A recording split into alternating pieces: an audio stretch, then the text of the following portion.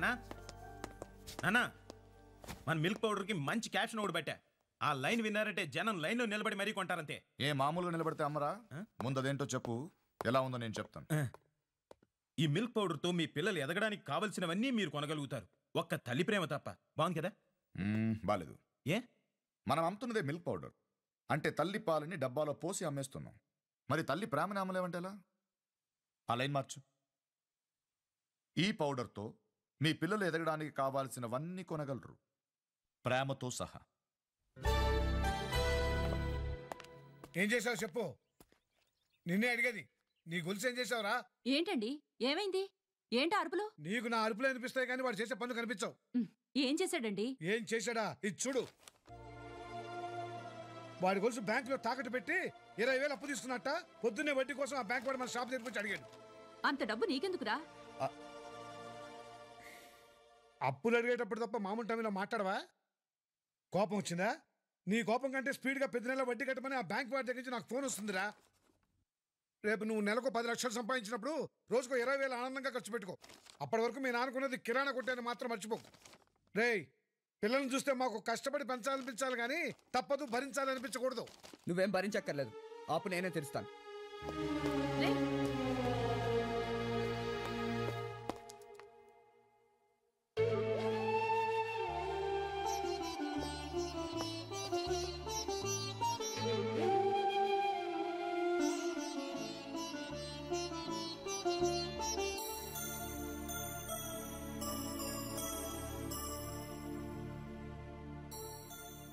ఆ గొలుసు తాకట్టు పెట్టింది నన్ను బాంబే తీసుకెళ్ళడం కోసమే కదా?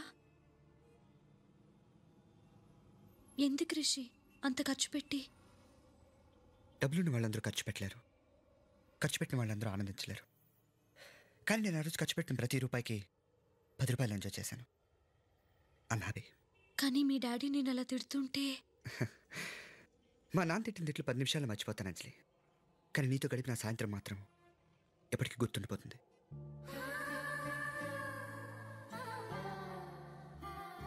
రిషి, నువ్వేమనుకోనంటే నేనెంత రియాక్ట్ కాకూడదనుకున్నా ఈ విషయంలో కామ్గా ఉండలేకపోతున్నాను రిషి. ఎందుకంటే జరిగిన దాంట్లో నా తప్పు కూడా ఉంది. అందుకే ఇది మీ డాడీకి ప్లీజ్.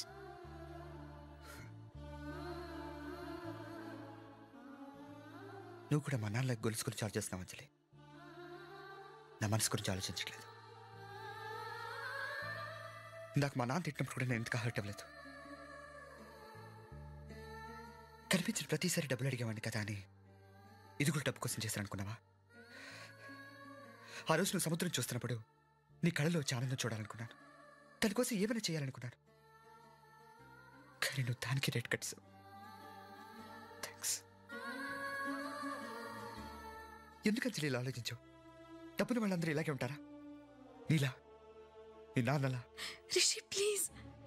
ఏంటి ప్లీజ్? నీ దృష్టిలో మా నాన్న దుర్మార్గుడు. ఇప్పుడు నేను 20,000 తెచ్చిపోతే నేను ఇంట్లోంచి కట్టేస్తాడు. సో నువ్వు నన్ను రక్షించాలి, ఇదేగా నీ ఫీలింగ్? నేను అందుకే వెళ్ళలేదు రిషి. మరి ఎందుకు ఇచ్చావు?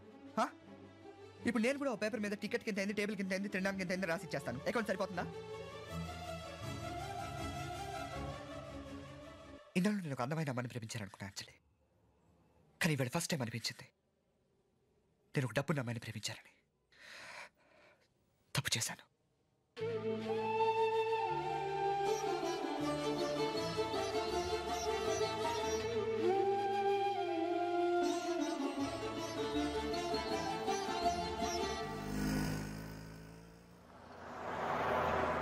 హలో, ఇదేంటి బోర్డు? ఇదేంటి రోడ్డు? ఈ బోర్డు కింద ఈ రోడ్ లో బైక్ పార్క్ చేయడానికి ఎంత ధైర్యం నీకు? బైక్ పార్క్ చేస్తాను, ధైర్యం ఎందుకు? స్టాండ్ ఉండాలి కానీ. జోకా? ఫ్యాక్ట్. నీతో డిస్కషన్ అనవసరం, ఫైన్ కట్టు. కాలేజీలో ఫీజే కట్టను, ఫైన్ ఎందుకు కడతా? స్టూడెంట్ వా, ఓ పాతికుంటే ఇచ్చిల్పు. కలిసి 5 నిమిషాలు అలా అప్పుడప్పుడు ఎత్తారంటున్నా. ఇది అప్పు కాదు మరి లంచమా?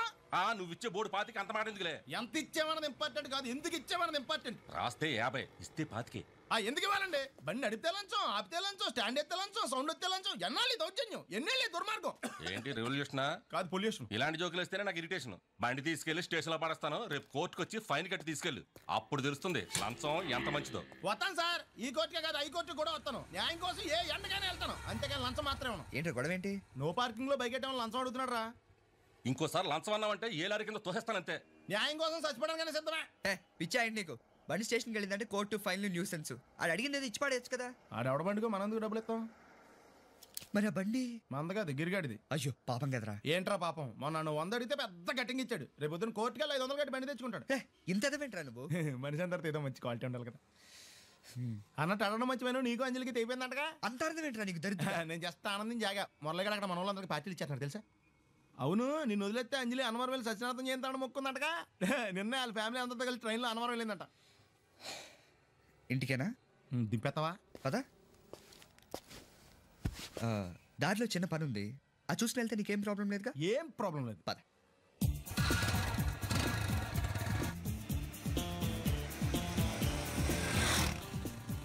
ఏంట్రా నన్ను చిన్నపిల్లని చేసి వైజాగ్ అని తీసుకెళ్ళిపోతున్నావా ఏంటి? లేదురా, సరదాగా జోక్ చేసేలారా. బైక్ మీద బుద్ధున్నాడు అవడం దూరం వెళ్ళడం. అందుకే అన్నవరం దాకా వెళ్ళి వచ్చేద్దాం. అన్నవరమా? ఆప్ మా ఇంటికి నడిచి వెళ్ళిపోతాను. వచ్చేప్పుడు బైక్ మీద దింపుతారా? ఒరే ప్లీజ్ నీకు దండం పెడతాను ఆపరా. నేను ఆపను, నువ్వు కావాలంటే దూకే. ఒరే ఎదర బ్రేక్ అని ఉంటుందిరా బాబు, దాన్ని వాడు.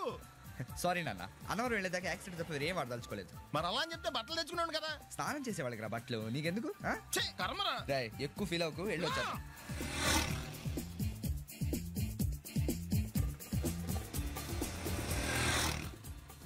ఎరా లైసెన్స్ ఉందా? లేదు. ఏ ఇవే కదా, ఏ ఆర్టీఓ ఆఫీసర్ అన్నా ఆపితే పరిస్థితి ఏంటని అడిగాను అంతే. ఓ చెప్పాను. ఫైన్ బండి పక్కది పక్కరా. సార్ దగ్గరికి వెళ్ళు రా. ఇటు ఇటు. లైసెన్స్ ఉందా? ఇంట్లో ఉంది సార్. మరి రోడ్ల మీద ఎందుకు తిరుగుతున్నారు? ఏమయ్యా సీ బుక్ ఉందా? మన దగ్గర నోట్ బుక్స్ ఉండవు, ఇంకా సీ బుక్ ఎలా ఉంటది? 500 ఫైన్ తీసుకోవా. హలో ఎక్స్క్యూజ్ మీ సార్, మీ గ్రే హౌండ్స్ బాబ్జీ గారు తెలుసా? నేను నల్లునే. అయితే ఇచ్చారా? డబ్బుల్ది. రిసీట్ ఇవ్వరా? రిసిట్ కావాలంటే 2000 అవుతుంది. అబ్బే మళ్ళా మనకు రిసీట్ ఏంటి? మొత్తం ఎక్కడికి వెళ్తున్నారు? అన్నవరం వెళ్తున్నాం అండి. అన్నవరమా? అయితే పని చేయండి, మీరు ఇచ్చిన 500లో ఒక 100 తీసుకెళ్ళి నా పేరు మీద ముడుపు కట్టి స్వామివారి హుండీలో వేయండి అమ్మా. మీ పేరేంటండి? శ్రీనాథ్. రేపు కూడా మీరు ఇక్కడే ఉంటారా? ఏ వచ్చేటప్పుడు ప్రసాదం. అలాగా తీసుకురా. విచిత్రంగా ఉందరా. ఉన్న డబ్బుల్లో సగం ఆర్టీఓ గడే తినేసాడు. ఈ టైంలో పెట్రోల్ అయిపోతే చచ్చిపోతారా బాబు.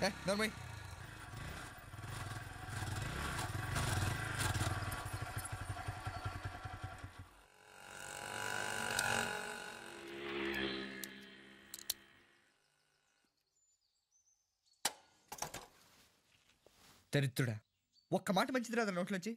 అది నూనె డ్రైనేజారా? అంటే నేను అనబోతే మాత్రం 1 లీటర్ పెట్రోల్ తనవరం వెళ్ళిపోతా.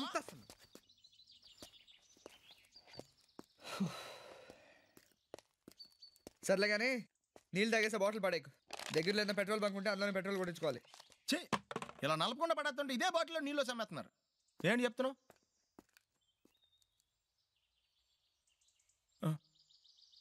చెత్త.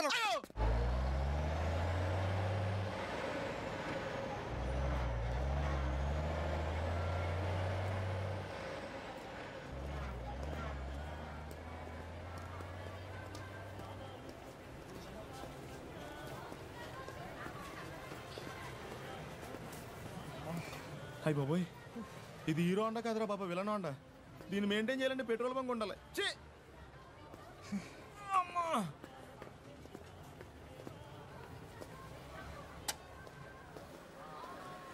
Excuse me. రూములు లేవు. అదేంటండి సత్తంలో 200 రూములు ఉన్నాయని బయట చెప్పారు. రూములు లేవు అంటే ఖాళీగా లేవు అని. ఎక్స్క్యూజ్ మీ అంటే రూములు కావాలి అని కాదు. మరి ఏం కావాలని? చిన్న ఇన్ఫర్మేషన్ కావాలి. ఖర్చు అవుద్ది. ఎంత? 100. ఏం చేస్తాం? 100 ఇచ్చే. ఏంటి డబ్బులు రుమాల్లో దాచారు? పొదుపా? కాదు ముడుపు. ఏంటయ్యా మీరు ఒకసారి దేవుడికి ముడుపు కట్టిన తర్వాత ఇప్పకూడదయ్యా? ఇది ఇప్పితే కానీ మీరు నోరు ఇప్పట్లేదు కదా. ముందు జేబులో పెట్టు బాబు, మీకేం కావాలంటే చెప్తాను. ఇక్కడ విశ్వనాథ్ గారిని హైదరాబాద్ నుంచి ఒక పెద్ద బిజినెస్ మ్యాన్ వచ్చారండి. ఆయన ఫ్యామిలీతో పాటు ఉన్నారు. ఏ రూమ్ లో దిగారు చెప్తారా? అంత డబ్బున్న వాళ్ళు ఇక్కడ ఎందుకు ఉంటారయ్యా? మరి ఎక్కడ ఉంటారు? పక్క స్ట్రీట్ లో స్పెషల్ కాటేజెస్ ఉన్నాయి, అక్కడ ఉన్నారేమో కనుక్కోండి. Thank you. మీకు షుగర్ ఉందా? ఉంది. బీపీ ఉంది. ఇలాంటి ఇన్ఫర్మేషన్ కూడా 100 అడిగితే షుగర్ బీపీ అంటే క్యాన్సర్ రేట్స్ కూడా వస్తాయి. వెయిట్ చేయి.